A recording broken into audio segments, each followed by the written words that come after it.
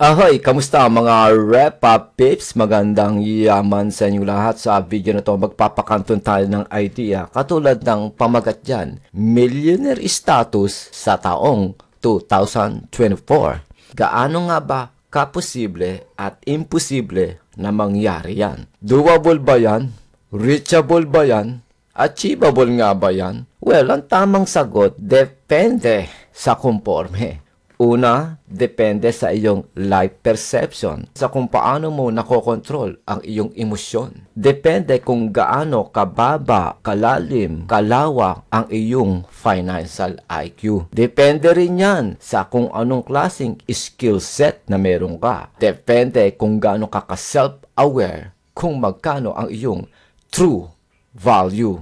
Ano ka mo? True value? Pwede bang paki-explain pa more? Nag-aral ka, nakagraduate ka, ang ganda mo, naging trabaho mo sa bentahan ng sunglass, sintron, brief at medyas, dinenggoy ka pa ng boss mo, dapat tamaan mo ang isang araw na kota. Pero ang totoo, makabenta ka man o hindi, ang trabaho mo, magpakyut ka lang, manghayok ka ng mga manyak na customer. Ano sa'yo te? Dito ka na be? Gets mo? Magpapakyut ka lang din pala, tangina niya, nag-YouTube, Facebook ka na lang sana, may pera doon. Monetization. Isa yon sa mga example na keso dapat ganap kang self-aware kung sino kang baka ng ina ka. Nai-guess mo yung idea mga Repa Pips. So ngayon, base sa statistic, okay, ang minimum wage earner ay naglalaro lamang sa less than 1,000 pesos na sahod, which is nasa around 600 pesos. Ilang minuto meron sa isang oras? Ilang minuto meron sa isang araw mong pagtatrabaho? Ilang minuto ang iyong ginagastos sa loob ng isang buwan na pagtatrabaho? At ilang daang libong minuto meron ka sa loob ng isang taon hanggang 5 years? So ngayon, dun babagsak yung idea ng aking tagline, mag-value ng time. So, yung mga regular na tao ay nabubuhay sa ganito. 10K pababa, poor level. At yung mga 10K to 20K nasa low income. At medyo level up ng konti doon, maka 20K pataas ka, nasa low income ka pa rin kung tutusin na stage nun. At yung medyo level up na buhay, dito tayo sa middle class. May lower and higher class. 30K to 50,000 pataas, maganda-ganda na buhay mo nun. Kasi nasa middle class ka kuno. E di lalo na pag nandito ka sa upper part ng middle class. Sabihin na lang natin around 100,000 something pataas ang iyong kita. So yung kumikita ng 100,000 pataas per month, yan yung mga taong may high skill set, aka mga professional. At number one sa mga sinasabi kong professional gumagawa ng 6 figures pataas ay yung mga entrepreneur. So, ang mga entrepreneur na tao ay nagre-raise ang kanilang yaman ng base sa kanilang skill set from 6 figures all the way to million per month. At syempre, kung may lower class and middle class, anak ng puta, may high class. Ito nga, may high class, may upper class, at may tunay na rich status. At syempre, kapag nakarating ka dyan, dito ka ngayon pupunta. Millionaire status. Ang tanong, kagaya nga ng unang sinabi, doable ba yan? Reachable ba yan? Achievable ba yan? Eh kung iisipin mo lang yung kakasabi ko dun sa isang search clerk na babae. Dun pa lang, alam mo na agad na hindi mo basta tatamaan ang millionaire status. Naka-high school graduate ka, tapos naging ganun lang ang trabaho mo.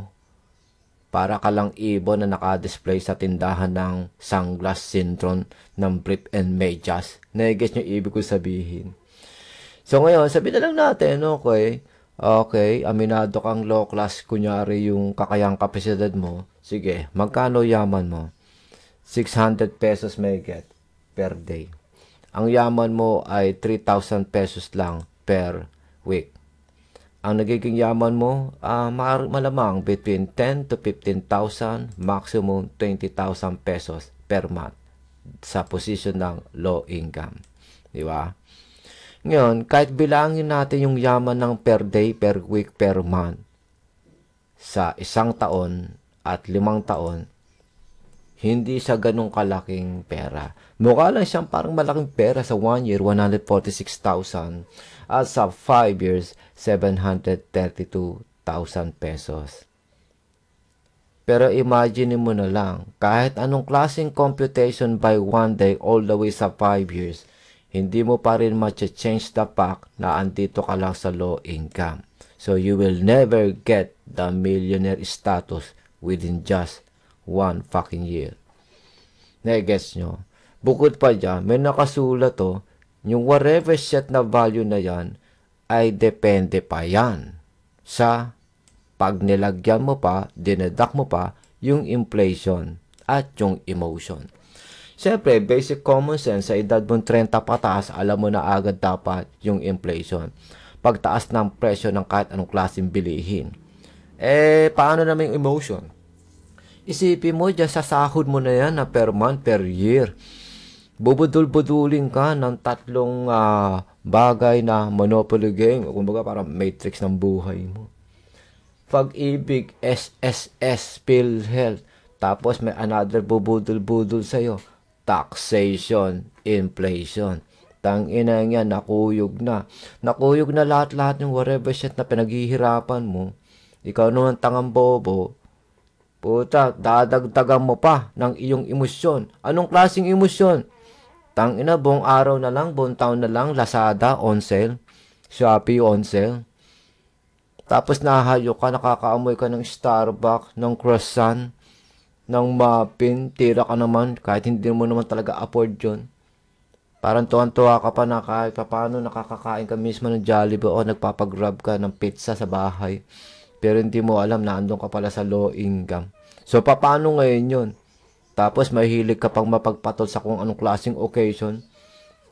Kasal, binyag, birthday, New Year, Christmas, lamay, pati lamay, pinatulan mo. Hindi mo ba alam sa lahat ng mga ganong klaseng occasion, lalo na mga reunion, ito mga plastic lang naman na tao pupunta mo ron na hindi mo gusto, pupunta ka ron, gagastos ka pa ng pera, punta ka sa may birthday, naiiyak ka, wala kang pang regalo, o gastos pa ng pera, wala ka nang pera eh. Ganyan na nga lang ang yaman mo. Guys nyo, ganyan na lang ang yaman mo, ginastos mo pa doon. Patay tayo dyan. Paano ka makakarating sa millionaire status? Na-guess nyo. So ngayon, kung nandun naman tayo sa may middle class, yun nga, kinakailangan pataasin mo ang iyong antas ng iyong kalidad. Palakihin mo ang iyong kokote para makarating dyan sa middle class na magsisilbing ladder mo para makareach ng millionaire status. Kung dyan pa lang sa low class na yan o sa low minimum wage earner na yan, hindi ka makarating-rating sa middle class, hindi mo basta tatamaan ang millionaire status. Take it from me, first 1 million mo ay magiging pahirapan na abutin. Magiging tunay na pahirapan itong abutin. Pero, once na na-reach mo na ang iyong first 1 million, magiging madali na ang next million. Yung unang panahon ng buhay ko lang. Bahay, trabaho, 4 na sulok ng kwarto ko, magmumukbok ko doon. Bahay, trabaho. Tapos lumipas yung panahon, natuto ko magnegosyo. Bahay, trabaho, negosyo. Tapos lumipas na naman ulit yung ilang panahon. Bahay, trabaho, negosyo, pagtuturo online. Hanggang sa lumipas ang panahon, nang fire na ako ng boss. Umuwi na ako ng Pilipinas. Kinalimutan ko ng ang American dream. Ngay-gets nyo? Hindi pa ako Alex Sonsen, na-risk ko na yan eh. So ngayon, ikaw mismo na nangarat na sana makarating from low income to middle class to high class all the way sa millionaire status. Way in advance, ikaw na ngayon makakasabi kung gaano ka imposible o posible na mangyari yan sa panahon mong 2024. So ngayon, kung pahirapan pala makarating sa ganitong klaseng pagyaman lang ng per day, per week, per month, per year, per 5 years. Kung pahirapan pala yan, maka-level up dito sa middle class, all the way sa high class, papunta sa may millionaire status ng 2024. Anong gagawin mo? Di mag-value ka ng time. Paano ka mag-value ng time kung milimbat ng isang katutak na edukasyon na pwedeng makapagpahulma ng iyong kinabukasan sa year 2024 o kahit man lang sa year 2025-2026. Sa madaling salita, hindi bali ng gastador ka sa pera eh. Huwag ka lang gastador sa oras. Kasi yung oras ang magiging magnificent power tools mo para maka-reach dyan sa titulo na yan, millionaire status. Bigyan kita ng idea. Ganito diskarte. Patuloy kang magbigay ng much love and passion and energy sa pampobre mong trabaho. I-trick mo yung mind mo na keso parte ng training mo yung trabaho mong pang low income para ma-reach mo ang millionaire status. Habang kukulimbat ka ng isang katutak na information, example, nag-aral ka about investing, trading, scalping, pagninegosyo, bla bla, good example na nga itong sasabihin ko dito. Makikita nga natin dito, kunyari, mamumuhunan ka $100. Okay? $100, that's like 5,000 pesos, something lang yan. Gumagamit ka ng 500 leverage. Bumili ka ng kung anong klaseng forex pair, nagkakahalaga ng 1.27 per lot size. Sinasabi daw dito, up to 39 lot daw ang pwede mong mabili sa puhunan mong $100. That's like 5,000 something. Ang ika 50% ng puhunan mo, ang bibili mo lang daw ay up to 19 lot. Pero mas sinasabi daw dito ay mas ideal at optimal at mas smart kung bibili ka lang around 20% ng buong kapital mo, that's worth around 8 lot lang. So ngayon sa 8 lot na yan, sabihin na lang natin ganito. $100 yung kapital mo, naka 500 kang leverage. Tapos bumili ka nga 1.27 per lot. Tapos, bumili ka around 8 lot. Tapos, medyo na-jackpotan mo, tangina yan, tumaas yung presyo, nag-appreciate yung presyo, 1.2730. Yan na agad kita mo. Magkano ang kitang 24 pesos? I mean, $24. $24, i-multiply natin sa 56 pesos. Boom! Tangina, 1,300. Panis yung isang araw mong trabaho. Ilagay ngayon natin yung idea na yung $24 na yan. Alam mo ba, maka $20 ka lang per day bilang trader and scalper sa stocks, forex, crypto, lalo sa forex or crypto, $20. 56 pesos. Pak. So, yung computation natin dito, 24, no? Pero, nilagay natin dito, $20 na lang. $20 na lang. Magkano yaman mo sa pagiging trabahador? 600 plus lang per day. Versus dito, magkano to? Yung isang day mo, magkano to? Nasa 1,000. Na-guess nyo? 1,000 yan. Magkano per week, tsaka per month mo? Ang per week mo, 3,000 lang. Ang per month mo, 12,000 something lang. Ngayon dito, magkano per month mo? Tanginang hayop yan. 22,000. Ano yun? Tangina, isang buwan. Ano yun? 2 buwan na sahod mo, nagawa mo ng kitain. Isang sabit, isang bitaw lang. Isang araw, $20 lang. Ang kinakala mo i-assume, expect. Puta, daig mo pa ang UB Express na driver na maghapon, magdamag nag-drive para lang sa 1,000 o 1,500 na boundary. Yan ganyan lang gagawin mo. Sige. Yaman mo per day dito, 600 plus lang. Samantalang daily mo na yaman dito, nasa around 1,000. Magkano ba yung 20? Magkano? 20. Ilagay natin sa, i-multiply natin sa 56 pesos na lang yan. 56 pesos.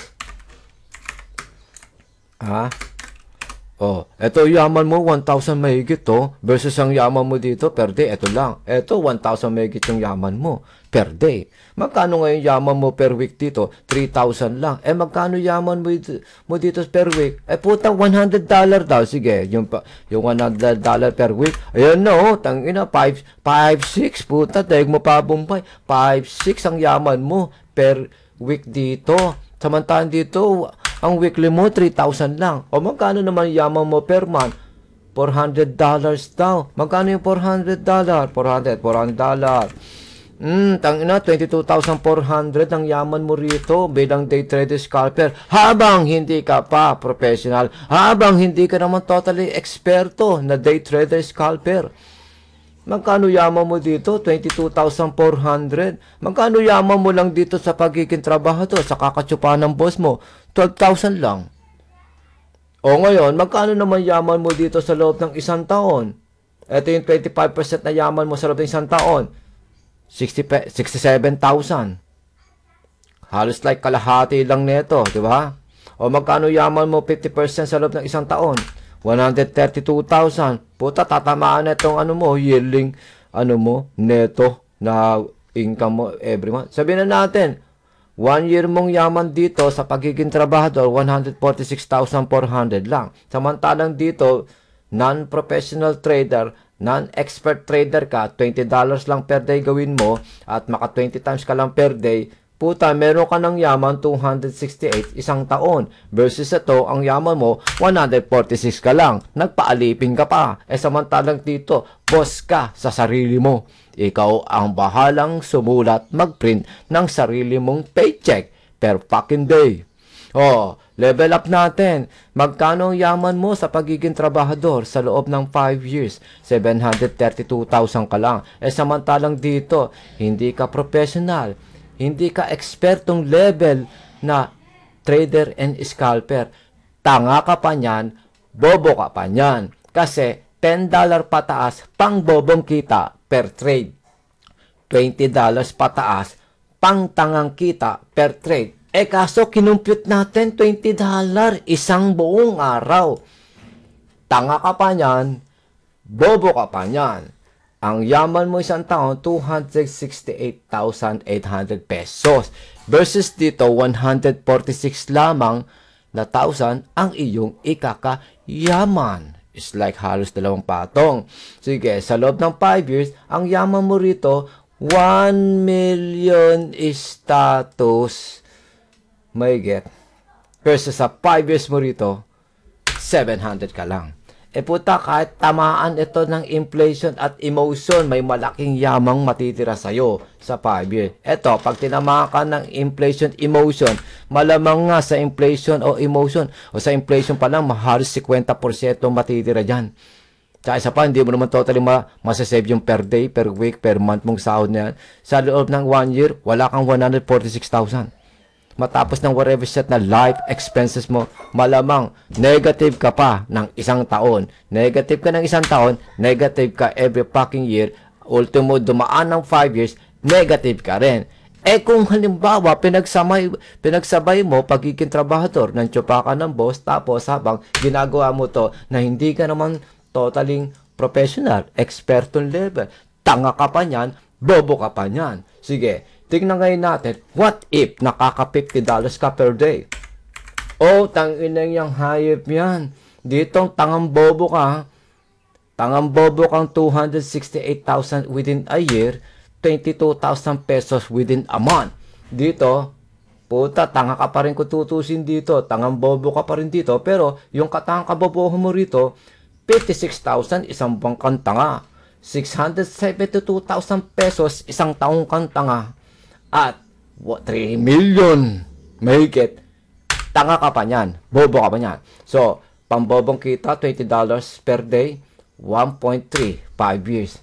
Pang tangang kita dito, $50 per day, 3.3 million. Tanga at bobo ka niyan. Kesa naman dito, sino ngayon ang tanga, sino ang talagang tunay na bobo? At alam mo na ngayon, paano makaka-reach ng millionaire status? Parang awa sa sarili, mag-value ng time.